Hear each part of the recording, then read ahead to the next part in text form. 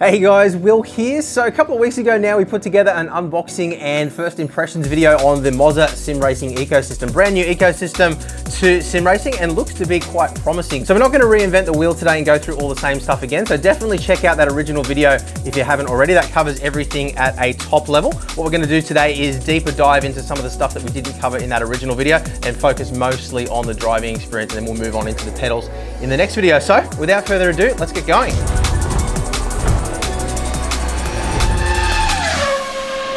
So I want to power through this as quickly as we possibly can here before we get into the internals of the wheelbase. One of the things we called out on the original video was this weird shifter paddle that had this notch cut out of it. And if you look at the opposing side, you could see that was closed in. We couldn't see any reason why it was done that way, and it introduced a whole lot of unnecessary flex. Now, I'm happy to say that we got in touch with them. They did tell us that this was a pre-production one that got sent to us, and we now have a set of replacement ones which has dealt with that issue. So you can see they're both the same now.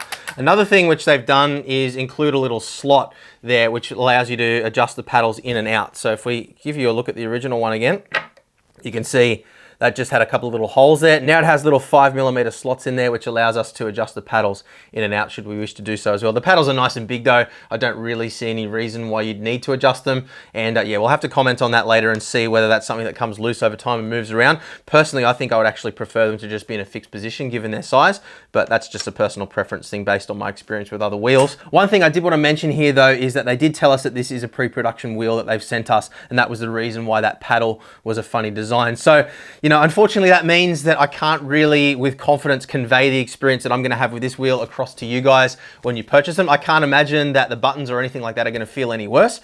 But yeah, just there seems to be this little bit of a gray area opening up with you know, reviewers being sent pre-production things without it necessarily being disclosed by the company that's sending the samples out. So just wanted to mention that to you guys just as something to keep an eye on. And you know, for the context of this video, yeah, it just means that I can't give you a impression of the wheel overall. You know, just little things like you can see there's a little scoring mark there where they've cut the Alcantara. You know, things like the quality of the material as well. It all feels really good and I'm absolutely happy with it. You know, there were just little things like a little bit of glue seepage and stuff like that, which they've told us we shouldn't expect on final production models, but we can only show you what we have here in front of us. So just wanted to make sure that was absolutely 100% clear for you guys moving forward. But yeah, I can't imagine that the production models are going to be any worse than this.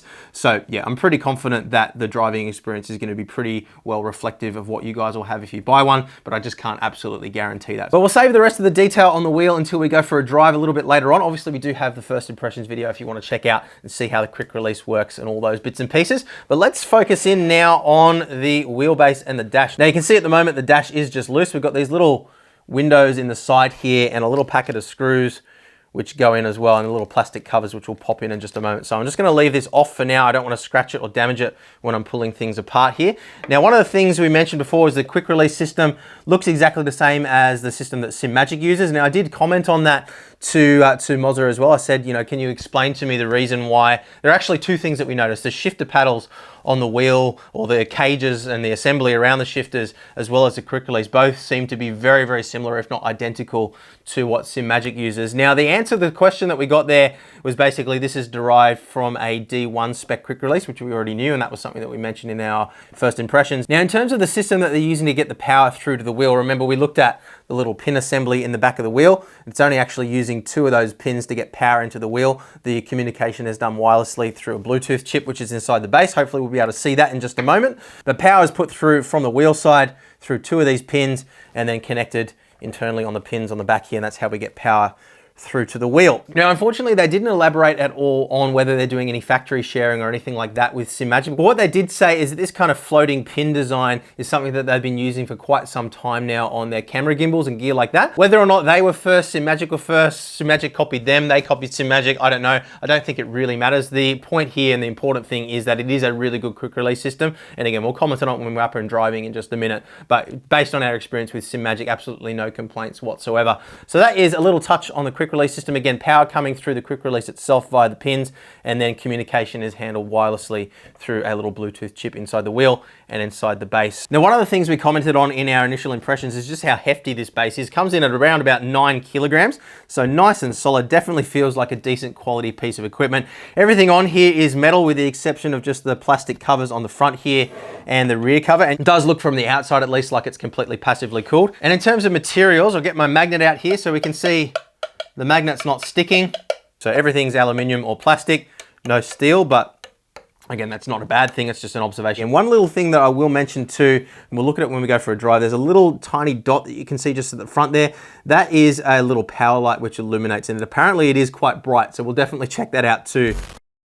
So, fun little fact for you, normally when we pull things apart on Boosted Media, we do it after we've done the driving test segment, simply so that if we do inadvertently change anything or not talk something back up to the original spec, it doesn't influence the driving experience. Obviously that's important because we want to make sure that what we're conveying in our driving experience is exactly the same as what you're going to get when you drive at home. Now, in the case of the Moza R16 direct drive base, we did get this fired up on the rig. Unfortunately, there was a small clunk in the motor shaft when we had the motor energized. It's not there when we're just free spinning it, but when we had it up and running, a little bit of a clunk there. It just didn't feel like something that was normal to me, not something that I thought was indicative of what the experience should be. Got in touch with the guys at Moza, and yeah, they agreed that it wasn't normal. We went through some basic troubleshooting stuff and they agreed that the best option was to send out a replacement base. So the good news is we now have the opportunity to pull this apart a little bit further than I would probably otherwise do. So we're gonna start off, I've removed the 1, 2, 3, 4, 5, 6, 7, 8 bolts which hold this plastic cover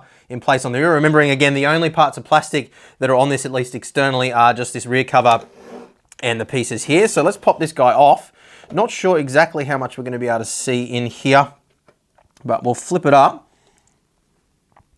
Okay, so there's some pretty interesting stuff going on in here. So we can see, well, let's go through this methodically. So I can see a ARM STM32 processor just there, which is the same processor family we see on a lot of sim racing wheels. So we saw the same family on the G923 recently, for example. Obviously not indicative necessarily of the quality of the wheelbase. So, you know, don't go thinking just because it's got the same processor or the same processor family as a G923, it's only going to be as good as a G923. Very commonly used processor. I believe it's the same processor family also used in the Simucube 2 bases too, if I'm not mistaken. Don't quote me on that, but I think that's what we saw. Go back and check those videos if you want. We did point those out in those videos as well. I'll put some links down in the description below for you guys. So what else can we see in here? We got a couple of USB-C connections I can see there. Interesting that they're not accessible to the user, so not through the front panel. I would imagine they are probably for flashing firmware for the motor and for the digital signal processor board, which is what we're looking at here. So the DSP board's got a couple of connections on it. We can see some power delivery circuitry here as well. So some chokes, some capacitors as well for filtering power, and then our power delivery circuitry up here as well. So signal processing is kind of happening down here, communications over here, and then power delivery up here. We can see the power coming into the main board from the connector here. So we've got 6 pins on our DC input, a power button, USB connection, and our e-stop connection. You can see on the back end of the PCB, just this nice thick cable which is running through for our power delivery. So what I might do now is remove the 2 screws that are just securing this PCB in place. That's going to allow us a little bit more freedom of movement to have a bit of a better look inside without me having to hold that up. So I'll do that now and we'll come back. Okay, so rear cover removed. Let's set that aside as well as the screws which we took out earlier. And you can see here a better look at our I/O board or interface board, which is literally just the power button, the Molex power connection here, 6 pins, USB-B connection, and our RJ12 connection for our e-stop button. As I mentioned before, unfortunately we don't have the e-stop button here for this review, but it is something that we're hoping to get our hands on for future reviews. We're going to have a look at the R21 model a little bit later on down the track as well, I believe. So we'll have a look at that when we get around to that. So power connections through to our DSP, and then we've got our data connection as well as e-stop button connection on this side. So interesting, they are quite low gauge cables with no shielding, being a USB connection through. One of the things we do see quite commonly used are things like ferrite chokes to reduce the risk of EMF or EMR, electromagnetic interference or radiation, interfering with the workings of the unit or causing anything that's going on in here interfering with anything else on the rig as well. So that's definitely something that we'll take a look at when we do get up and driving with the replacement unit a little bit later on. Yeah, I don't see any form of shielding in here at all, other than the fact that obviously we have a big metal or big aluminium shield effectively for the entire motor housing, but obviously the plastic cover on the back doesn't influence that. So yeah, we'll definitely touch on that down the track should we have any issues. Now, a couple of other interesting things that we see in here as well. You can see a little PCB there, which is kind of soldered onto the back of the DSP board. And that is a Bluetooth transceiver, so it sends and receives Bluetooth signal. Now, interesting that it's located on the back. If we flip the unit around, it's a little bit difficult to see. We might be able to get a better look at it when we pull apart the front a bit later on, but there is another transceiver in the front here as well. Now, the reason for that, I believe, one of those is going to be responsible for communicating with the wheel via Bluetooth. The power connection on the front here, although it does have multiple pins, only 2 of those pins are being used for power delivery. We'll take a look at that in just a moment too. And then the rest of the communication is handled through Bluetooth. So one of those is going to be for communicating with the wheel, probably the front one. And then the rear one here, I believe, is for communication with the smartphone app, which allows you to control some of the parameters for the wheelbase directly from your phone without having to Alt-Tab out of your game. Now, unfortunately, that software isn't available just yet either. It may be by the time this video comes out. Remember, we will have to wait for the replacement base before we publish this video. So if we can, we'll review that as well, but we may have to look at that further down the track as well. So that's the reason why we have 2 separate Bluetooth modules.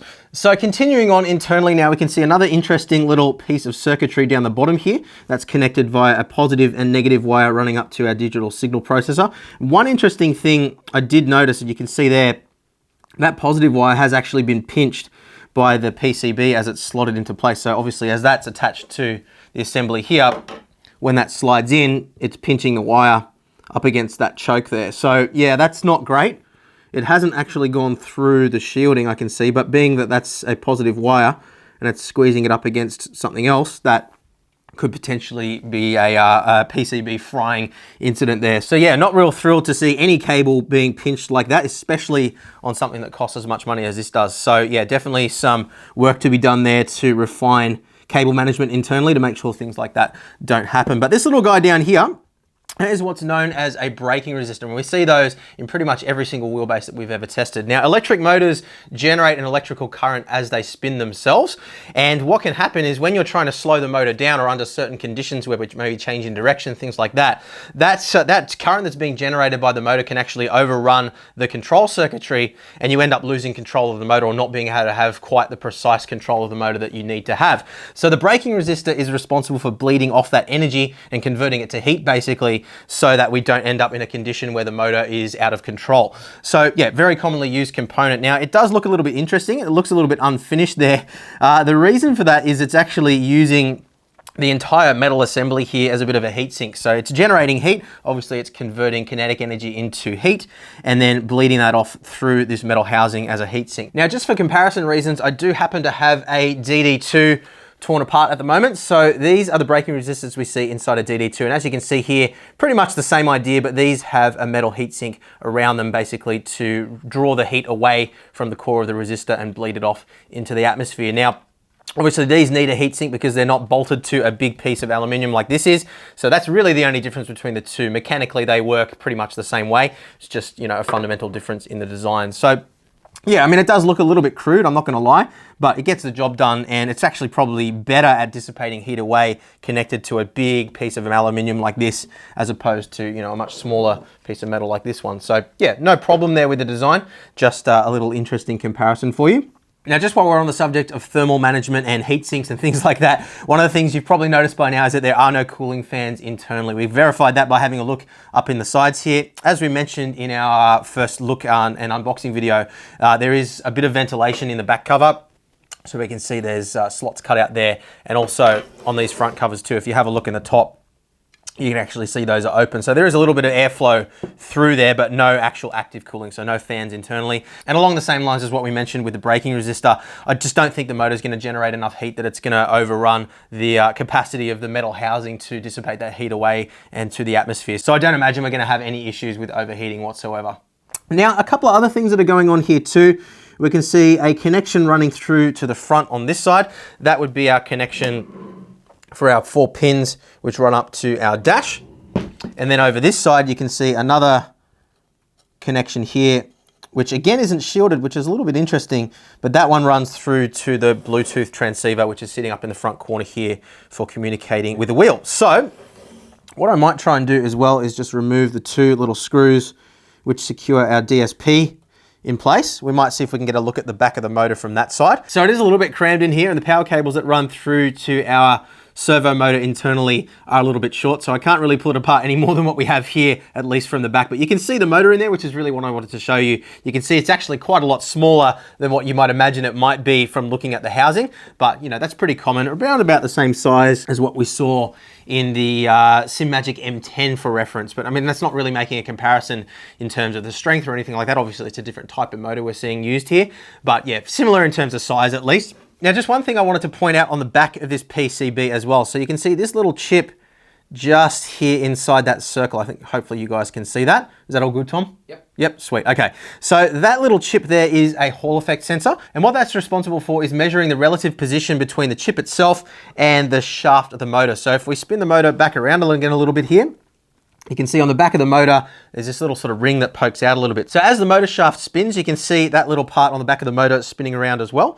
As that happens, the amount of magnetic force varies in relation to that Hall effect sensor, and that's how we're able to measure the exact position of the shaft of the motor relative to the static piece on the PCB there. So that has a resolution of, let me make sure I get this right, 262,144 steps. So very high resolution, and that's what tells the sim what the position is of your wheel as you're driving. So I think that's pretty much everything to cover in the back side here. What we might do is get this PCB secured back in place, and then I think we'll pull apart the front half now. We'll see if we can get a look at that Bluetooth module internally there as well if we can, but we'll definitely take apart the quick release now. There's a couple of interesting things in relation to how the power delivery works. Obviously, being a direct drive motor, this shaft can actually spin infinitely, so the ability to get that power through to the front here without cables twisting up is quite intricate and quite interesting. So we'll take a look at that too. So let's get this put back together.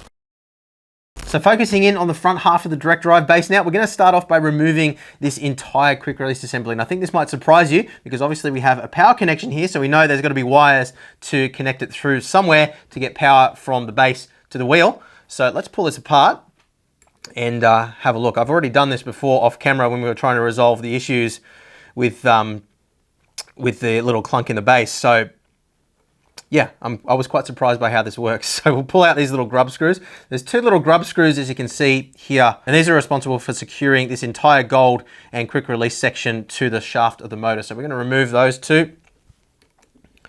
And then underneath the top grub screws is another two grub screws which actually work in a keyway to secure onto the motor shaft. So we'll just start off by removing these. We don't need to take them all the way out. We just need to loosen them past the keyway. It'll all make sense in a moment, trust me. Okay, 1 and 2. The first one secures the assembly to the motor shaft, and the secondary one just works by binding the threads together so it can't come loose. That's the theory anyway. So let's slide this off now. And there you go. So you might be wondering, where's the wires, right? I was wondering the same thing as well. So if we have a look inside here, that's the motor shaft itself. And if we spin it around back on its side again just for a moment, you can see that keyway there. So essentially what's happening is these two little grub screws are going down through the middle there and then interfacing with this, and that's what stops it from moving around. Now with that little clunk that we were talking about before, we thought it may be something loose internally here. We thought it might be the stem moving around on this, but yeah, it didn't seem to solve the issues. So when we get into the driving test section of the video with the replacement motor, hopefully we'll be able to offer a little bit more clarity on exactly what happened there. But yeah, if you have a look internally here, you can see a little PCB sitting there.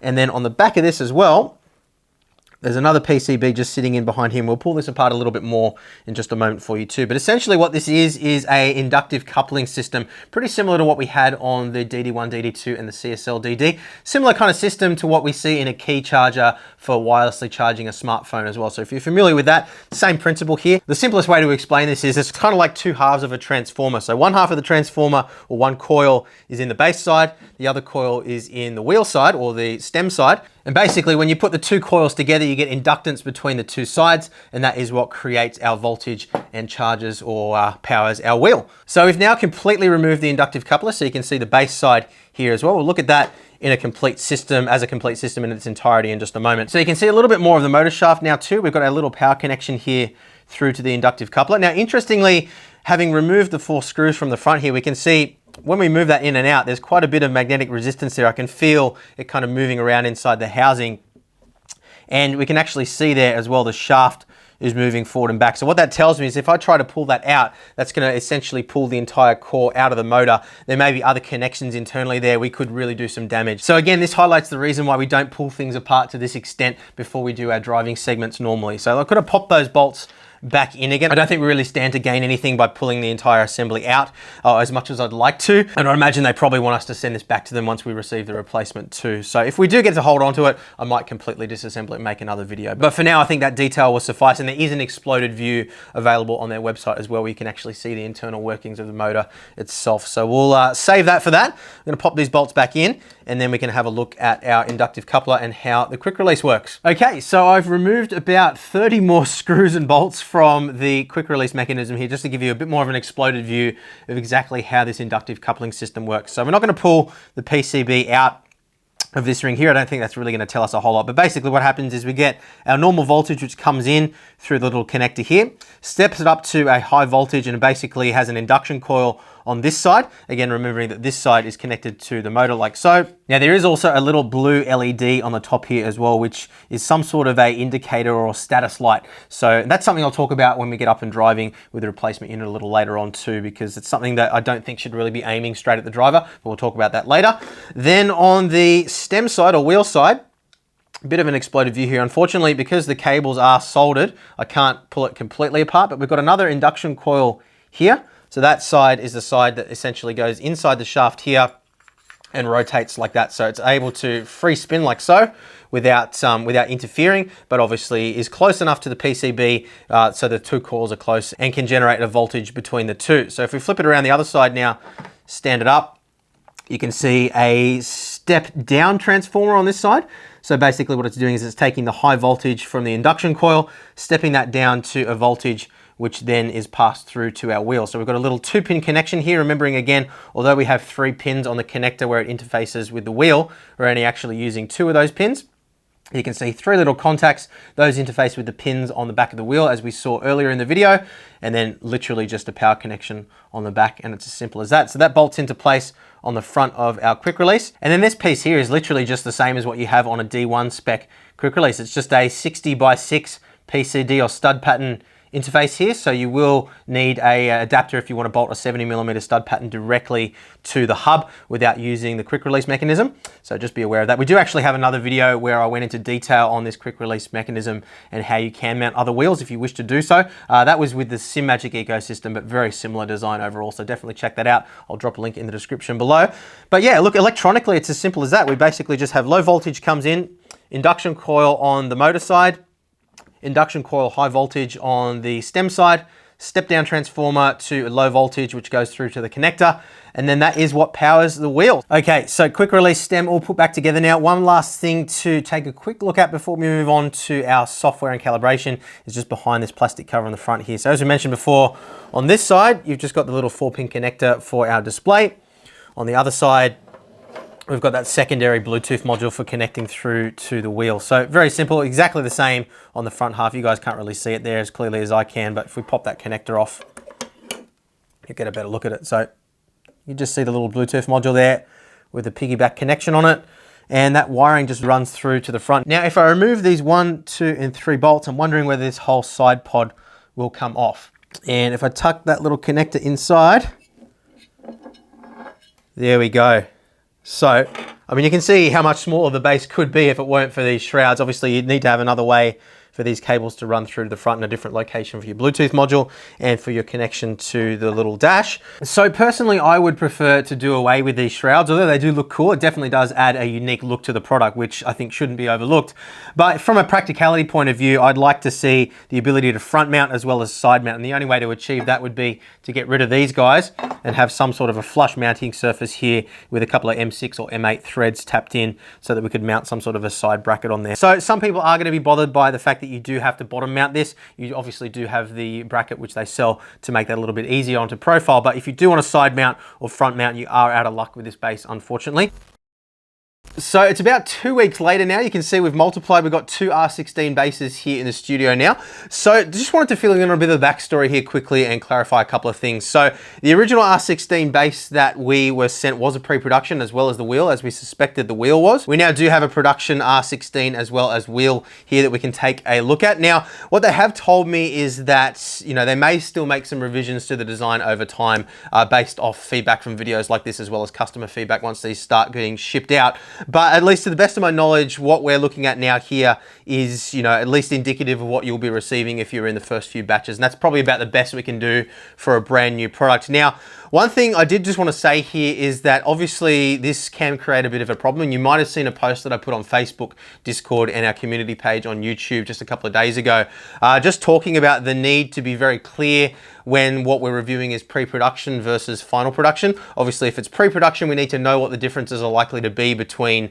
you know, the final production, what customers will receive, and what we're actually looking at in the video. If you cast your mind back to the first look videos that we did with the FANATEC CSL DD, that's a good example of that. Even though it was a pre-production unit, we knew what the differences were, or what they were likely to be. We knew what some of the limitations were with that piece of hardware, and we could clearly communicate to you guys, you know, what was indicative of what you guys could expect from the final experience and what was pre-production. So what we're going to be doing moving forward is having in writing from all manufacturers whether what they're sending us is pre-production or final. That way we can be a lot clearer in what we're conveying to you guys, and hopefully we'll waste a little bit less time in the studio as well. So wanted to mention that. Having said that, we have pulled the clothes off the replacement unit as well after testing it, making sure everything works, and it is fundamentally pretty much the same design internally. So let me just quickly show you a couple of things. You can see one difference if we spin both of them around. We mentioned on the pre-production version, we had these open vents on the back here for passive ventilation. You can see on the production version, those are actually closed. It is still open on the front half. Now, I did query that with them. They said that that was to avoid any issues with liquid spillage or anything like that. They said that there shouldn't be any issues with heat anyway. And as we alluded to earlier in today's video, I think that the amount of heat sinking capability we have to wick the heat away from the motor core just in the aluminium housing itself is going to be more than enough. And through the testing that we've done so far, we haven't noticed any issues with heat either. So I think that's going to be absolutely fine. One thing I will point out though, if we just pop the cover off again quickly, internally, pretty much everything is exactly the same as it was in the other one. You can see the cable that we saw pinched in the pre-production one isn't pinched to quite the same extent. That is just down to the way the cable's been routed through though. The design hasn't changed fundamentally. So I can see that is just going to be something that varies from unit to unit. You can see we do have some wrapping around this cable, which is going through to the front Bluetooth module. Still no shielding or ferrite chokes to be seen on any of the other connections though. So yeah, I don't see any major differences between which sort of negate what we already said about the pre-production model. So that's good. So just wanted to clarify that quickly. Now, with regards to the wheels as well, let me just quickly bring them into shot for you. So again, looking at the two wheels, very few changes between the two. The few little defects in the Alcantara that we noticed with the pre-production one, which we looked at in the first look video, happy to say that those are resolved in the final production one.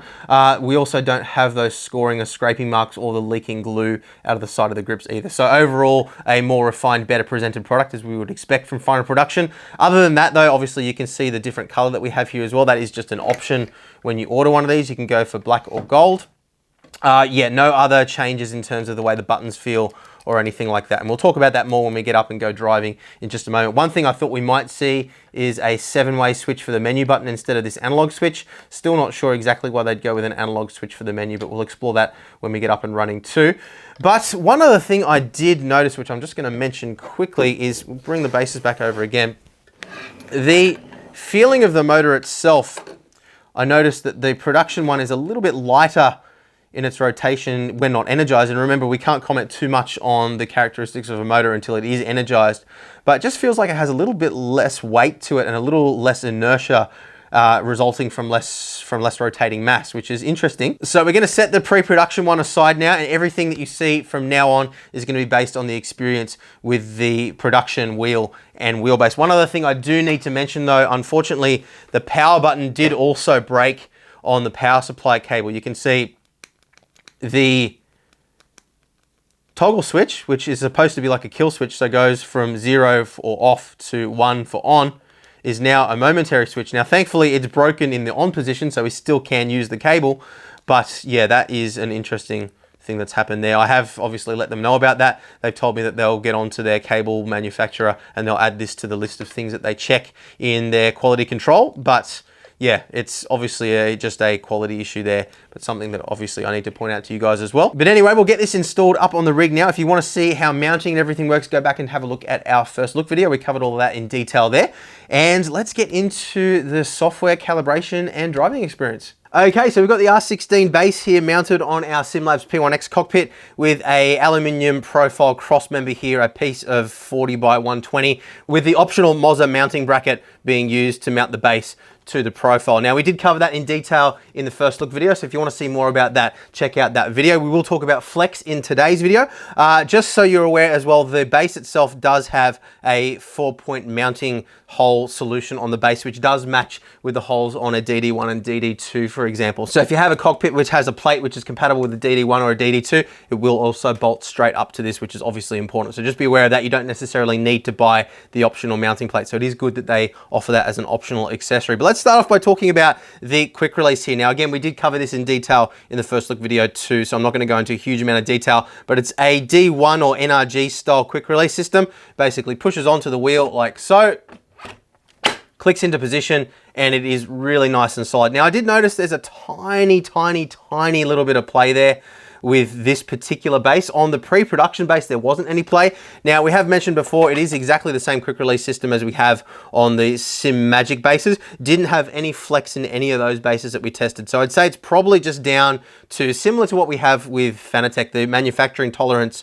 on the sleeve on this side and the hub on this side. If you've got a little bit more of a gap in there, a little bit more of an air gap, you're gonna have that little tiny bit of play. But I don't think it's enough to really bother anybody in this particular case. But given that we do have a little bit of variance there between the pre-production and the production one, the pre-production one actually being the better one, I would say there's definitely some manufacturing tolerance there. So I can't guarantee that you're gonna have absolutely zero flex. It does have some flex there. It's minimal, and I really don't think it's gonna be a problem when you're driving, but it's definitely there. Now, while we're talking about flex, you can see there is a little bit of up and down movement in the wheelbase itself there. That is coming from the mounting bracket. So the mounting bracket isn't completely solid.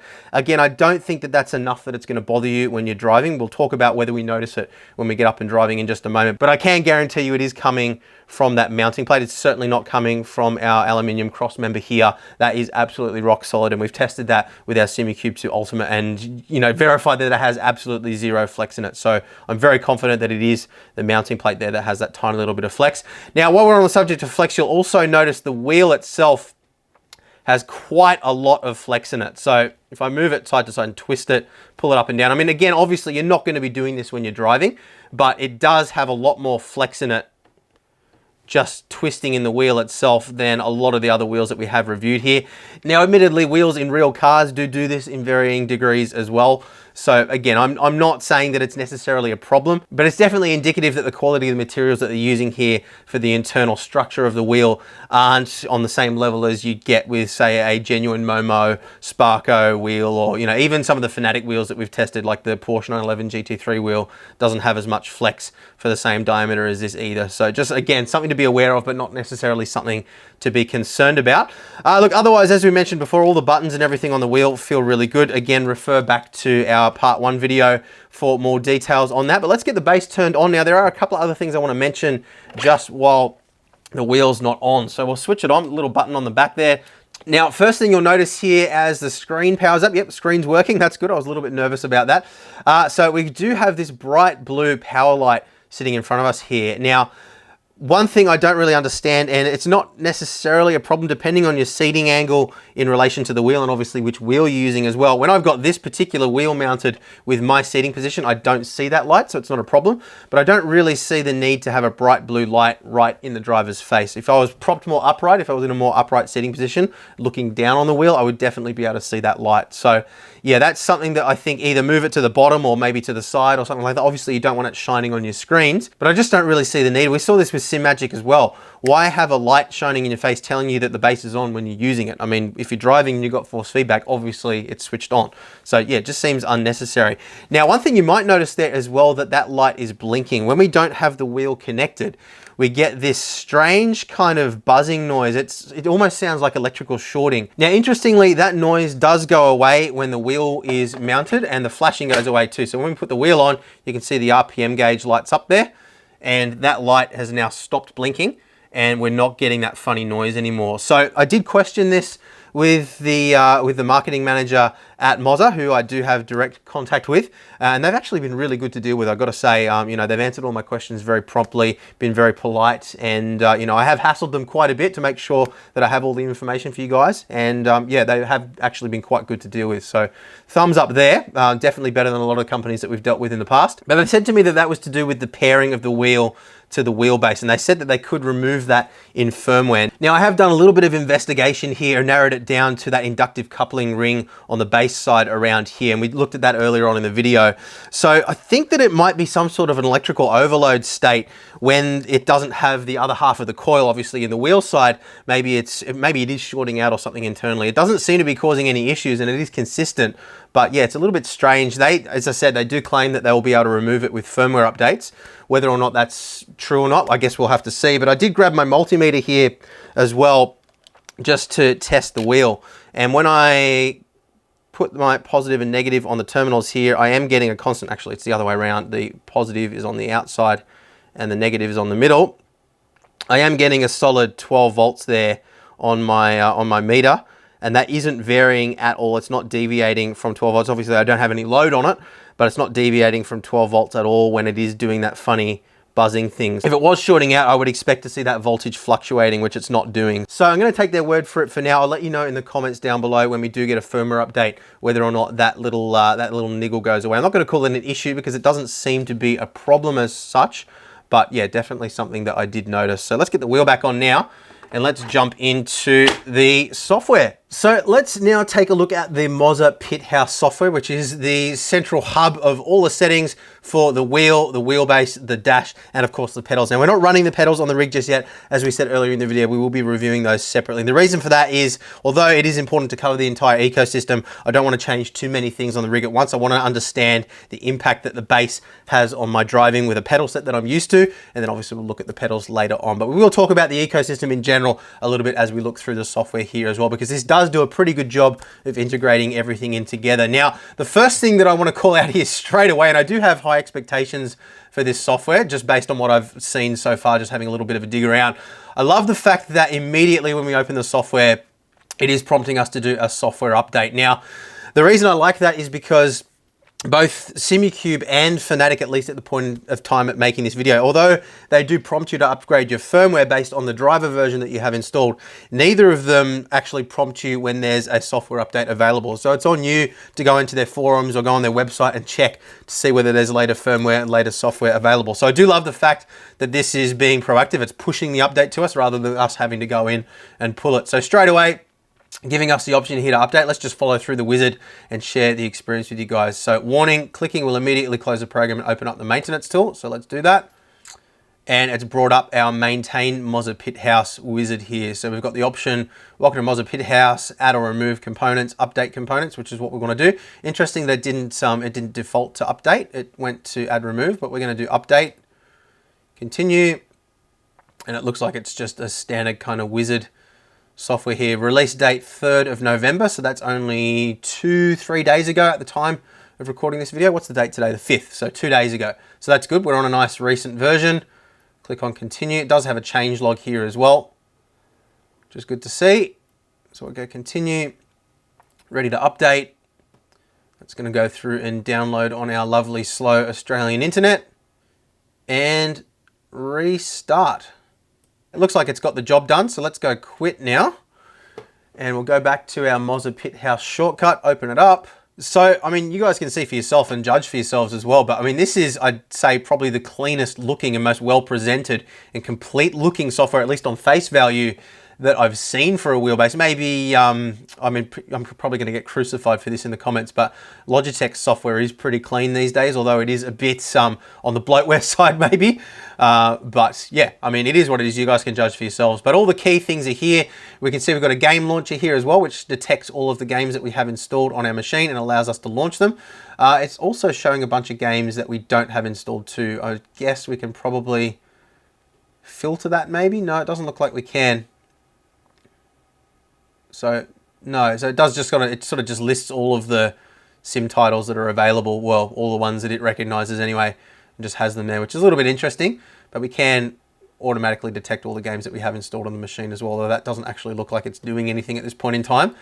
So this is the thing, like as we go through here, you'll see, although it does look very well presented in terms of the UI layout, there are a couple of things which are still missing and still could use some updating and tweaking. So from the left-hand side panel here, you can see the various different components. So we've got our home page here, which gives us the status of our wheel, status of our base, and status of our pedals if they're connected. And you can see a calibration tool here for setting our minimums and maximums. But we'll look at that when we do our pedal review a little bit further down the track. We can then click on our base.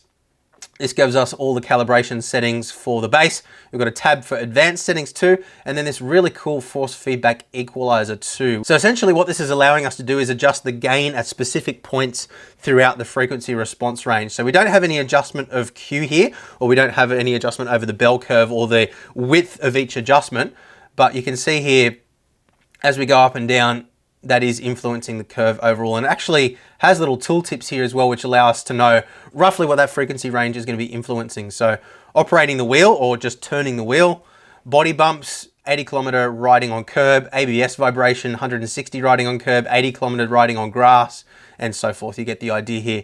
So if there's one specific area that you feel is too pronounced or one specific area that you feel is lacking, you can actually boost or reduce the gain level at those specific frequencies to kind of fine tune. So it's kind of, I guess you could almost use this like a static force reduction type thing, but it gives you even more granular control than you would have with a static force reduction style system. So at face value, at least, this looks really good. This is something that you don't normally get, this level of granular control over force feedback effects, you know, throughout the frequency range. Within the games themselves, you often do see adjustments for things like road textures, curbs, contacts, spring return strength, things like that. But I've never actually seen the ability to fine tune at such a granular level before based on frequency range. So that's really cool. Again, we'll see how this actually operates in the real world. But just going back through, we'll start at basic settings here. We've got preset racing mode. So that's sort of like a preset for each style of driving, and it'll be interesting to see what they actually suggest. GT, performance, I don't know what they mean by performance as opposed to GT, for example, but again, we can test this. Formula style driving, kart style driving, drifting, and rally. So again, great that they're giving you a base point that you can fine tune from. I think that's really important. And we also do have little tooltips that pop up above each one of these things to explain what they do as well. Now, the English is a little bit broken on some of them, and I did see a couple in the previous version of the software as well, which were still in Chinese or Mandarin, but that looks like it may have actually been fixed in this latest version, which is good. But yeah, we've got adjustment for our maximum steering angle here. So that is the sensitivity or how much we need to turn the wheel and what that reflects in terms of how far the wheel turns inside the sim. Doesn't have an automatic setting for maximum steering angle though, which is a little bit interesting. FANATEC software does do that. SimiCube, I generally just leave set to 900 anyway. So I don't really see this being a major issue, but may concern some people. An adjustment for road effect strength, gain, force feedback intensities. This is like a multiplier or an amplifier on top of the effects that's coming through the direct inputs driver interface, or API I should say. Motor force feedback strength, maximum speed of the steering wheel. So this would be equivalent to slew rate inside TrueDrive from SimiCube. And I do love the fact that they're using plain English here. You know, a lot of people don't know what slew rate is, but this makes it very clear. Mechanical back-to-back center strength. So this would be your spring return strength. And again, it's pretty clearly, there's a little bit of broken English there. Emulates instead of emulates a back to center effect in all games. So yeah, as we suspected, that's your centering spring. Mechanical dampening ratio, auxiliary centering control, on or off. So turn this function on to suppress the rapid oscillation of the steering wheel. So that's similar to the FEI setting inside FANATEC software. And then under advanced settings here, we have mechanical dampening again, professional game force feedback intensity, maximum output torque limit, hand off protection. So if you take your hands off in a crash or something like that, it's not just going to go absolutely berserk on you. Again, it's great that they're including this kind of stuff. It shows that they've actually put some thought in and really considered the kinds of things that people are likely to want in a wheelbase, which is, you know, good to see from a brand new company. I'm not going to be critical there. Natural inertia, again, that is the inertia effect that we have in the wheel. So I don't know whether these take effect in real time. Let's crank that up. Okay, yep, so we can see there when we turn the wheel, there's a little bit of inertia that's going on, or the wheel kind of feels like it has additional weight behind it. And again, without being in the car and driving yet, that does feel very, very, very smooth. And then we'll crank that back down to a more reasonable setting to begin with. And then mechanical friction as well. So if we crank that up, that doesn't actually feel like it's doing anything, unlike the natural inertia. Oh no, there we go. Okay, so if we crank that down, very little friction there whatsoever, just a little bit of inertia. If we turn off the inertia completely as well, okay, that doesn't appear to have a massive effect down at the lower range, but we'll crank that up a little bit higher. Yep, there we go. And then mechanical friction, if we crank that all the way up, the wheel does feel quite a bit heavier than it did before. Not super, super heavy, but again, this is going to be dependent on our other settings. So we'll talk about all this stuff when we go for a drive a little bit later on. We do also have the ability to save and import settings here as well. So if we hit save, we just get a normal Windows prompt where we can save a JSON file. So that means you can save profiles, send them to your mates if they also have the same base, of course. You can save them, load different profiles, and so forth. So not quite as clean in that regard to, say, the FANATEC ecosystem, or even the new TrueDrive paddock system, where you can actually change profiles on the fly, in the case of FANATEC from the wheel itself, or in the case of SimuCube, you can do that just by going into the software and choosing different profiles from within the software there. So a little bit more clunky in that regard, but again, it's pretty well-rounded in terms of everything that it offers here. And there's not really a whole lot missing. And again, I do really like the fact that they're giving you nice plain English to describe exactly what these settings are doing. That makes it a lot less confrontational for people who may not know what all of these things do and what all the jargon means that you sometimes see in some other software. So thumbs up so far. Let's move on. Tab for the wheel. So some pretty basic adjustments here. You can see as we push on the buttons, they are detected in the software, very similar to what we have with FANATEC and SimuCube for that matter. Interestingly here as well, it is detecting the position of that switch, and it does appear to actually reflect the physical position of the switch, which, okay, no, it is going back to center. So if I let go, it does kind of lose its position in space. So if I go there, for example, and then let it off, you can see it goes back to the center, and then the next time I move it, it returns to center again. I thought it might actually be a multi-position switch rather than a rotary encoder, but you can see there, it doesn't actually keep a record of its physical position in space. It's just a pulse up or down, depending on which direction you're turning the knob, obviously. So, I mean, that's not a good thing or a bad thing. It just is what it is, but I just wanted to point that out for you guys. All the other buttons are detected as well, of course, and we do also have the analog axes for our paddles on the bottom here on this particular wheel. So we have an adjustment here for an axis combine. So that could potentially be used for setting something like a dual stage clutch, although I don't see a setting for that specifically, but we'll go down to calibrate paddles in just a moment and have a look at that. We've got an axis split as well. So that gives us a left and right axis, as you can see again reflected in the software, and then also a button mode too. So that just basically means when you pull the paddle, it's an on-off switch that can be mapped inside a game. So you could use that to, say, activate a handbrake if you've got a push button handbrake inside a game that doesn't understand an analog axis, and so forth, or a button clutch. A lot of people that play the Codemasters F1 games, for example, prefer to have a button map to the clutch rather than an axis. Just makes it a little bit easier to launch off the line, provided that you get the perfect RPM. So again, it's good to see that they've considered all those little things. Let's set that back to axis combine for now. We've got an on-off button here for our engine RPM indicator too, which is a nice thing to have. Some people might not want to have that. We have the ability to set colors per segment as well here, so we can just simply drag the color to the segment and it does the rest for us. Now we also have a couple of modes here too. In this mode, the color of each light that comes on is not related to the other lights, so independent control of each light. And then mode 2, in this mode, only one color is displayed at a time. When the nth light comes on, the first N1 change to the color of the nth light. Okay, so I'm guessing what that means is the entire thing lights up each color throughout the stage, but we should be able to clarify that when we're up and driving pretty soon. Engine RPM timing, so lead, normal and late, or early, normal and late.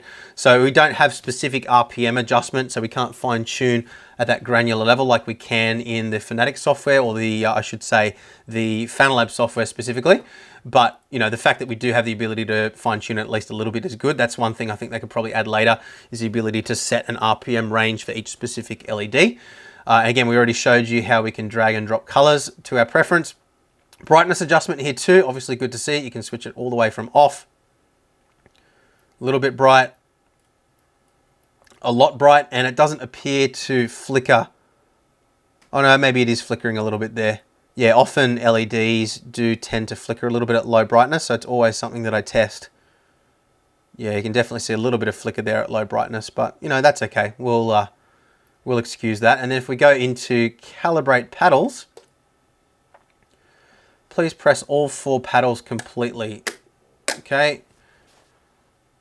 Each paddle must be pressed all the way down, finish calibration, and it appears to be as simple as that. Okay, cool, that's easy.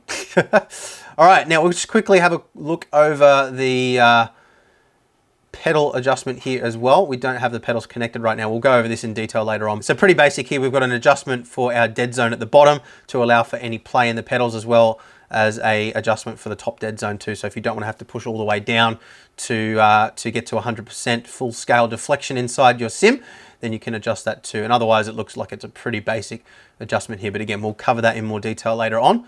Then we have the panel for our dash screens. Now, this is an interesting one.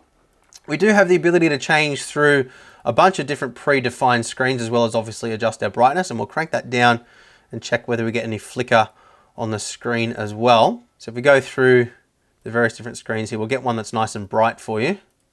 This one will do. Let's just go through that brightness range there to see if we get any flicker. No, it looks like it's pretty good. Looks like it's pretty solid. Yeah, that's good. The contrast ratio is not fantastic. You can see when we crank that up, we do get quite a lot of backlight bleed coming through, but it's certainly acceptable. And the resolution of 800 by 480 is definitely acceptable for a screen of this size. It does look quite vibrant, quite sharp, and the pixel density is quite nice as well. So again, we don't have any really intricate detail on this screen, but the small text there where it says best lap time and last lap time is clearly legible, even for a standard sort of viewing distance like what we have here. Obviously, this is the kind of distance that's going to be away from most people, depending on the length of your arms. I have absolutely no problem reading that even without glasses on. So that is all good. I think if you were to have a leaderboard or something like that, then it might get a little bit more complex. But again, we don't have the ability to customize these screens beyond just the presets that we have available in the software here. And we'll obviously test and see whether these work in all the various different sim titles just a little bit later on. But we'll crank that brightness up again to about there, I think is good.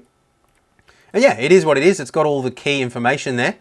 And yeah, I think it does look quite cool. I would like to see the ability to interface with this through software like SimHub, so you could really get in and customize things and basically, you know, really create what you want. But you know, as a starting point, I think this is pretty good. And again, we may see compatibility later on for software like SimHub. Obviously, I don't know. Somebody may crack it, you know, in the third party, or they may end up offering that functionality later on. But for now, we are limited to the screens that we have here in the UI. So let's move on. So clicking on the little cloud icon here, we have the ability to update the firmware for the connected devices. Interesting that the wheelbase is now showing as grayed out, because that was visible before. But let's go upgrade all in one click here. And it's showing that everything is on the latest firmware as it stands at the time of making the video. It is still thinking there, but no, it stopped thinking now, so that's all good. So we are running on the latest version already as it's shipped to us. Now, that does mean that I can't unfortunately show you how the upgrade process works for the firmware, but you know, that's something that if we do come across any significant issues, we'll obviously let you guys know in the written article, the description below, and as well as the comments. So last little icon here, so we can choose between different languages here, check for updates, and yeah, all basic stuff from here on out. So I think it's time now, guys, to jump in and go for a drive. I think we'll start off with iRacing, and then we'll go through and test some other sim titles as well. We'll get Tom in here as well to give his impressions, then we'll pull it all together at the end with our conclusions. But I've got to say, I'm pretty impressed with the software. I mean, it is somewhat limited. It doesn't give you quite the level of detail in terms of control that you get with SimuCube's TrueDrive software, for example. But all the necessary important stuff does appear to be there. So let's see how it translates in the real world. So we're up and running in iRacing now. I've gone through, spent about 10 minutes just fine-tuning things, get everything set up exactly how I like it. Now obviously the setup is going to be specific for different types of cars as well, so I'm not going to take you through my suggested settings in this particular video. If there is a high demand for that, I'll of course put together separate videos where we can go through fine-tuning and adjustments and everything. But if you do want to know how to calibrate iRacing specifically, it does have a really cool auto calibration feature which gets you started and allows you to fine-tune from there. We have a video linked down in the description below where we took you through that, so definitely use that as a starting point. I'm also not going to be using any gloves here because I want to see whether the Alcantara stains my hands at all, like we've seen on some other wheels. The Sim Magic wheels, we had that issue with the Alcantara wearing off on our hands. But a couple of things I always like to comment on before we get out on the track, and those of you who have watched my other wheelbase reviews will be familiar with this. Sitting static in the pits with the car active and the suspension loaded with the weight of the car is a really great opportunity to talk about things like motor characteristics. And obviously we can't talk about those things unless the motor is fully energized and engaged. Now I'm very happy to say that straight out of the box here, even with no calibration whatsoever, the motor was extremely smooth, and that is the case now as well. Smoother than a DD1, DD2, smoother than a CSL DD, on par with a Sim Magic Alpha, definitely smoother than the M10. That has quite a lot of graininess and notchiness or torque ripple or cogging in the middle, so you can kind of just feel this little steps in the motor as the stator rotates past the magnets. You get that kind of change in magnetic resistance, and you feel those notches through the steering. This is absolutely, real life car authentically levels of smooth, I would say, which is something that definitely can't be said for all wheelbases. So if that is something that's important to you, then this definitely has an advantage straight out of the box when compared to any of the FANATEC direct drive wheelbases, and we have tested all of them. So yeah, that is definitely a positive. I get a nice authentic feeling of the weight of the car transferring as well. You can see as I turn the wheel, the car is loading up on either side of the suspension as the wheels turn. And that feeling of the weight of the car is nicely communicated through the steering as well. So that's all working very nicely. Again, nice and smooth. The feeling of inertia and weight in the wheel is very authentic as well. There is a little bit of a, not dead zone, but a weaker area of force feedback right in the middle. And we'll comment on that when we're driving in just a moment too. But that actually does feel quite authentic for this particular car. But yeah, for now, just sitting in the pits statically like this, very, very authentic feeling experience, very happy. So let's head out now. As I said before, I have already pre-calibrated my force feedback. I'm making sure that I'm not clipping anywhere, and I have my force feedback levels set at 100% now, so 15 Newton meters peak. Now normally when I'm driving, I have my SimiCube 2 Ultimate, which is capable of over 30 Newton meters, set to around sort of 12 to 13 Newton meters, depending on the car that I'm driving, sometimes down as low as 9. So we're starting off at 100% here. Let's see how we go. So won't speed in the pit lane, drive out. Now I'm driving the new Porsche Cup car around Imola. Imola is my go-to test track for equipment these days because it's got a good, nice amount of curves that you can get up on. Lots of corners under braking as well, which is a good test. But let's see how it all feels. We'll just get a feel for it on cold tires here. I'm feeling the weight of the car very nicely as I go around the bends. I'm feeling everything that I need to feel. And I guess the first impression, at least in iRacing, is that this all feels very familiar. So yeah, I'm not feeling anything out of place. I'm just going to get rid of that overlay there as well. We don't really need that. I'm just going to drive around slowly on my outlap here just while I kind of take everything in.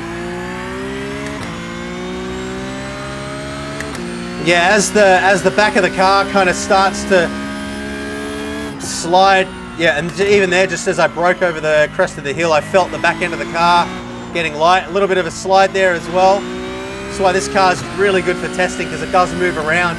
With the engine in the back, it does have that pendulum effect, which is what we kind of want to help to use for testing. So yeah, I mean, this feels very familiar. It feels very, very much like my SimiCube 2 Ultimate at the same kind of force feedback levels, which I'm really impressed with, I've got to say. I wasn't expecting the experience to be this good, and I remember as well, when we first tested the FANATEC DD1 DD2, I wasn't at all impressed with the feeling of those until the later, more recent I should say, firmware upgrades. For the first almost year or so, the experience there really wasn't all that great. So the fact that they've been able to get it this good straight out of the box is pretty darn impressive, I must say. But one of the really important things when it comes to force feedback as well, this is something that I've harped on a lot about in a lot of my reviews, is consistency between sim titles. And that's something that we've seen as a very distinct strength for FANATEC. It's something that even Simucube hasn't been able to match, at least to date. So, you know, that feeling of familiarity between different sim titles, especially, you know, for those that are jumping between sim titles regularly, is something that is very important. So that is definitely something that we'll comment on here. It's not something I don't want to jump to conclusions and say that this thing feels amazing before we've tested some more sims, but yeah, at least in iRacing, this does feel very, very good. I'm feeling all the things that I need to feel. And yeah, it just feels familiar to me. The shifters all feel very nice as well. Same as the Sim Magic shifters. So no surprises there. Not too loud either. But we'll start to build up a little bit more pace now.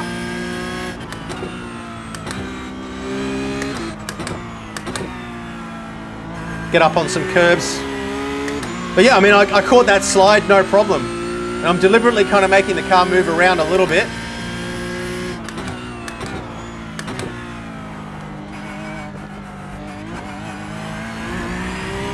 A little bit robotic maybe when I bumped up over the curb there. Not quite as smooth as the Simucube bases.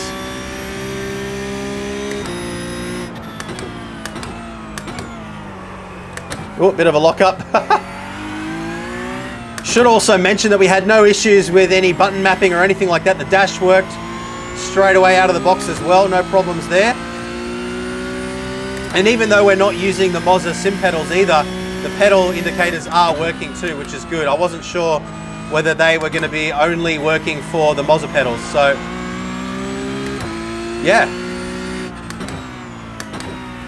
Everything is doing exactly what I would expect it to do.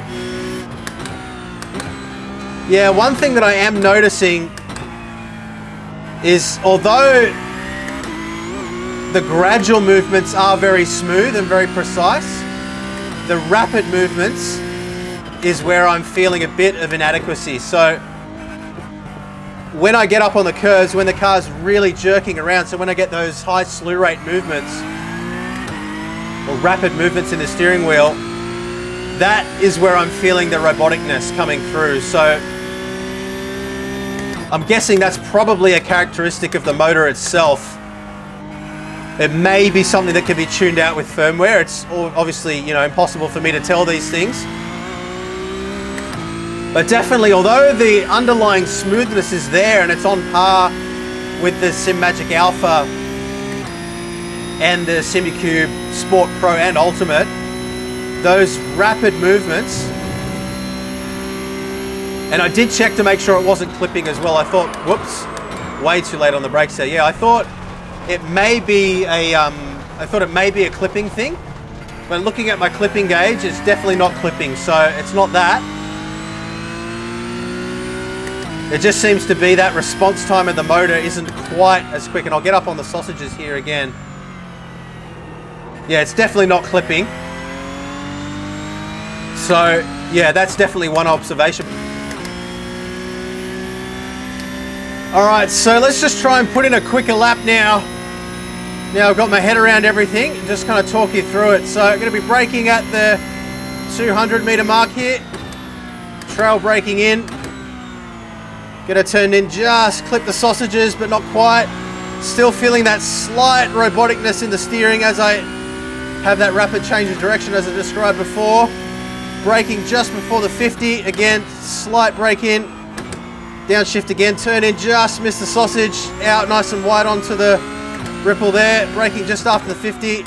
Late apex.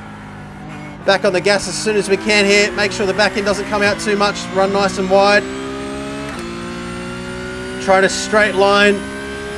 Again, braking at about the 50 mark. Get it turned in, back on the power, get the car to rotate out wide here. Down the hill. Out nice and wide. Little bit of brakes just past the apex. Little bit of gas, back on the brakes. Get it turned in and back on the power nice and early once again. Run it out wide. Little bit of movement there in the car, all good though. Braking at about the 80 meter mark. and just hop it up over the apexes here, back on the power again. Now this is a very tricky corner. We're braking on an incline downhill, so it's very easy for the back end of the car to pendulum around. Braking pretty much at the apex here, back end gets light. Turn her in, back on the power, out nice and wide, and back in again, double apex. Back on the power as soon as we can, back onto the straight. And yeah, look, I'm feeling all the things that I need to feel for sure. It's just there is that underpinning robotic feeling on the rapid change of direction. I'd say that's really the only complaint in iRacing. So let's move on now. We'll have a look at some other sim titles. We'll get Tom in here as well, comment on consistency and all those other important things, then wrap it up with some conclusions.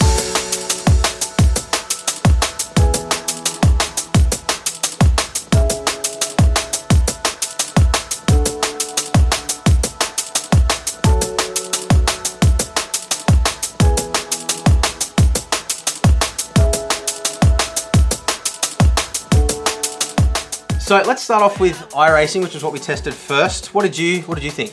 Look, it's okay. Yeah, I was pretty impressed overall. I mean, I think the two things that really stood out to me were first and foremost probably just the overall general smoothness and refinedness of the force feedback. Very smooth throughout. No hint of cogging or torque ripple or anything like that, which was genuinely really impressive. Yeah. Every bit as smooth as the SimiCube bases that we've tested, the SimMagic Alpha. Haven't tested Alpha Mini, but the Alpha was also outstandingly smooth. The VRS Direct Force Pro also. Yep. All of those bases are all smoother than the CSL DD, the DD1, and the DD2. Yep, noticeably so. Yep. You know, and that's going to bother some people more than others when you're driving. If you pay attention to it when you're driving, you can feel it with the FANATEC bases. But when you're sort of in the heat of the moment, you're getting involved and you're immersed in the racing experience, I think we both agree that it's not really something that you notice when you're driving unless you kind of pay attention to it, right? No, I mean, having put many hours onto the DD1, it's not something I ever think about. Yeah, exactly. Yeah. But it is there, and it's important to acknowledge that. And this is absolutely unequivocally, for us at least, smoother than any of the direct drive FANATEC bases. So I think it's important to highlight that first and foremost. The other thing that was a standout to me, just in terms of the raw driving experience, was just that kind of robotic feeling when you went over extreme curbs and things like that. So any sudden rapid change in direction, it almost felt like, you know, square waving the input. So it almost felt like clipping. Yep. But when we looked at all the telemetry and everything, so we looked at the iRacing data coming out and everything, there wasn't any clipping in the signal as it went into the base. Yep. So that leads me to think that the slew rate of the motor or the response time of the motor just isn't up to scratch with what we're used to from most of the other direct drive bases we've tested. Yeah, okay.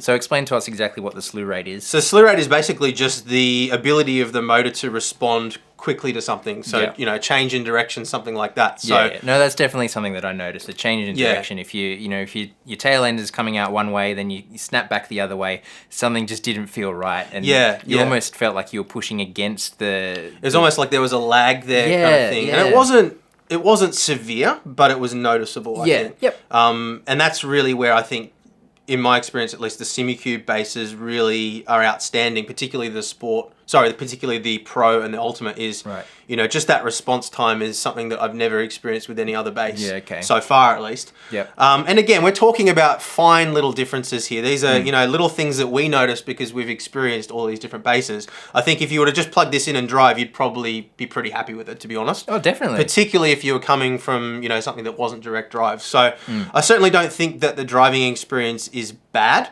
It's just not as good as some others, but there are some areas of strength and some areas of weakness. And as far as the robotic feel over certain textures and things, I did feel that I was getting a lot of texture out of it. There was a lot of variation between, you know, different parts of the road and that kind of thing. But yeah, there was this roboticness, which kind of made it feel like canned effects rather than that's genuine. a good way to describe it. Yeah, and I think that, you know, one of the things that we were, you know, one of the observations that we had about the SimMagic Alpha was that road textures in iRacing didn't feel particularly well defined. Yep. That wasn't something that stood out to me with this base. So that's another thing. Now, one of the really big points that we always try to cover, or we always do cover with any wheelbase review, is the consistency across different sim titles. I think that's something that a lot of reviews don't really highlight, and I think it's something that is really important because it takes a lot of effort to set it up on every single sim. Well, that's right. It's the setup, but it's also the driving experience. I mean, if you're jumping in and out of different sims all the time, maybe you're running in 2 different leagues, one in ACC, one in iRacing, something like that, you don't want to have to be going through that barrier every single time you change sim. So that's something that I've always been very big on, and that's one of the really strong areas, I think, for FANATEC in particular. Absolutely, with every single base that we've tested from them, the feeling between different sims has been a lot more consistent than anything else we've tested. Simucube is getting closer, but I think that overall this was probably a little bit more consistent across the variety of sim titles that we tested than the Simucube 2 Ultimate is that I'm most experienced with. Yeah, I think ACC in particular stood out with this because we found with other bases, ACC is the one that's going to struggle. I've always struggled to get along with ACC's force feedback, particularly with my Simucube 2 Ultimate. I've really struggled to dial it in. You really have. I've got it to a point where I'm pretty happy with it now. But this didn't take anywhere near the same amount of effort. Good, yeah. But then this in Assetto Corsa was pretty strangely vague, wasn't it? It was pretty awful, to be honest. It wasn't good. And we spent quite a bit of time fine-tuning settings and, you know, really trying to dial it in. We drove it across a range of different types of driving too. So I did a M2 competition on Pacific Coast Highway, which is just like a casual street driving. We did a little bit of GT3 as well. Tom, you did the Porsche 962. Correct, I even tried a little bit of drifting too, and it's not something that I'm skilled at, but I just wanted to sort of feel how the wheelbase was responding. And my observation there was that anytime you have a loss of traction in the front end, or the rear end for that matter, but more so the front end, it was like the force feedback just switched off. There was no feeling in it whatsoever. But that wasn't the case in ACC. And there's a scene where we did some wet nighttime driving in ACC. Same as the racing video that I did a couple of nights ago. We set up the same scenario. And because that was something I was really impressed with on the Simucube 2 Ultimate, was how much definition you had in the force feedback, even under conditions where you were aquaplaning or hitting damp patches in the road. In ACC, that was okay with this, but in Assetto Corsa, as soon as you lost grip in the front end, it was just like disconnected, and you had no feeling whatsoever. And whatever we did, whatever we tuned, whatever we tweaked, we just couldn't really find a sweet spot for AC. Dirt Rally 2, we also couldn't get the force feedback working at all. Same problem that we've had with SimMagic and Simucube a while back. I think it's just down to the device ID needs to be put into the table for this particular base, and I'm sure that's something that'll happen at some point. I'm sure some smart person out there will probably figure it out as well. So I'm confident that's something that will get sorted out in due course. But look, overall, the driving experience, I think, was, on the whole, probably a little bit better than I expected, given some of the build quality issues that we did run into with the hardware review side of things. Obviously, we haven't looked at the pedals yet. That is an important part of the ecosystem, and we will do a separate video on the pedals directly. I do have a few concerns when it comes to just a few things that I've seen here, and we did cover some of that in the first look video that we did before we had the base plate. But we definitely will be covering that in an upcoming video as soon as we possibly can. But just recapping on some of those build quality things, what did we have? We had the pinched cable inside the the pre-production sample. We could also see the potential for the same thing in the final production version, just because there was no channel for that cable to run through. Even though it wasn't severely pinched in this one like it was in the other one, it was still squashed, and so there was that. There was the weird flashing light shorting out sound issue, which I don't think actually is shorting out, but it's just weird. They claim that they can fix that in firmware. I don't think I would have noticed that noise if you didn't point it out. Yeah, I think you would. You think? I don't know. It wasn't a major noise that's going to be... Okay, yeah, I mean, I'm the sort of person that fixes every single rattle inside a car as well. So, I'm hypersensitive to that kind of thing. I wouldn't have noticed it, no way. But, it's weird. It does go away when the wheel's connected, but it was a little bit strange. Yeah, true. Anytime you hear a weird buzzing noise in something it makes you ask questions. Yeah. Makes you ask questions. So, but they did say that they could fix that with a firmware update, so hopefully we'll see that. Quick release wise, there was a little bit of flex there, a little bit of play, but only a very, very small amount, nothing like what we have on some FANATEC wheels. Obviously there are design tolerances there, some wheels will fit better than others, and it's just a luck of the draw thing. With the pre-production base, we didn't have any play in the quick release at all, so I think it's just going to be a luck of the draw thing there. We did have quite a bit of flex in the wheel itself though, just twisting it. What do you think of the overall feel of this wheel? I didn't mind it, actually. Yeah, okay. I mean, my hands aren't black either, which is a plus. Yeah. The Alcantara didn't rub off, so that's a good thing. Yeah, the fabric feels quite nice after a long period of time. Yeah. It doesn't feel rough. I or anything mean, on obviously your hands. Alcantara is Alcantara. Yeah, It true. is gonna wear over time, and I'd probably go with the leather version if it were me. But that's that's a subjective thing. Yep. The buttons all feel pretty nice though. Yeah. I didn't quite get my head around the menu button. I never really found a scenario where I could map it properly or get it to really do what I think it's intended to do. It's so a strange choice there, isn't it? I don't know whether that's intended to integrate with their software maybe at some point later on down the track. I just don't know. But yeah, I don't really see why that's not a funky switch rather than a analog hat switch. It just doesn't make a whole lot of sense for menu navigation, but it does click. So it does have that. But we do have the rotary encoders there as well. All the other buttons all feel nice. The shifters feel nice. The analog paddles feel pretty nice as well. Didn't have dual clutch. No, that's right. It didn't work as a dual clutch, did it? Did you get the bite point for a launch? No, so it does have you can have them both operate as the same axis or individual axis or as a digital on-off switch. Yeah. Or a momentary switch, I should say. But no dual clutch feature. Surely that will come in a future update. Who knows? Surely. Well, we don't know. we don't know, but you would be surprised if it didn't, I think. Yeah, I don't know. Yeah. I'm not even sure if that's a thing on SimMagic yet. So. Oh, really? Okay. I don't know. I mean, it's been a while since we did that review, and I don't have any here anymore, so I can't test it. But they have had a few major comments updates. below if you know the answer. Yeah, let us know in the comments. But yeah, look, the wheel did have quite a bit of twist in it. So there's that. Again, not noticeable driving. Not noticeable driving. I mean, a lot of these little things that we're nitpicking on aren't really noticeable when you're driving, but we do have to point them out because they are points of comparison against other stuff. And again, we do have to consider the price point here as well. So last thing I want to just touch on before we talk about price some more is the dash. What did you think of that? It looks nice. Yep. But I think it's too limited in its functionality, not being able to use it with SimHub or Z1 or anything like that.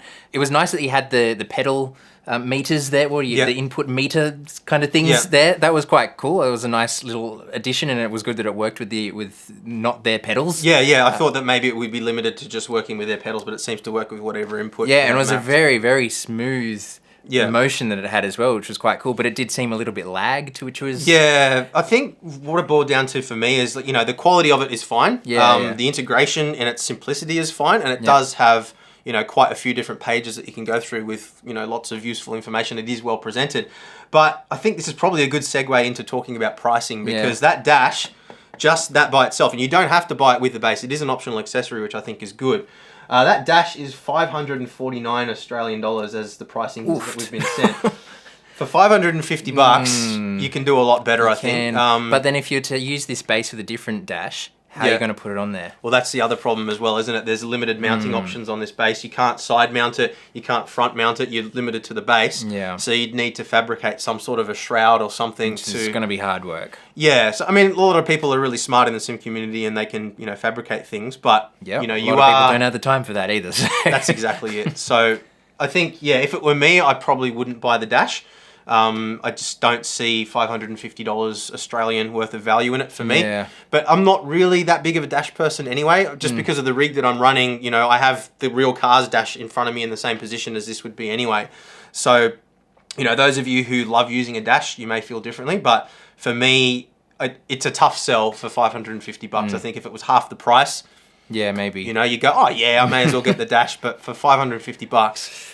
Yeah. Oofed. But look, otherwise, pricing, it's a tough one. I mean, the R16, which we've got here, what do we got? $18.99 Australian dollars, which is pretty much bang on the same price as what you're paying for a DD1.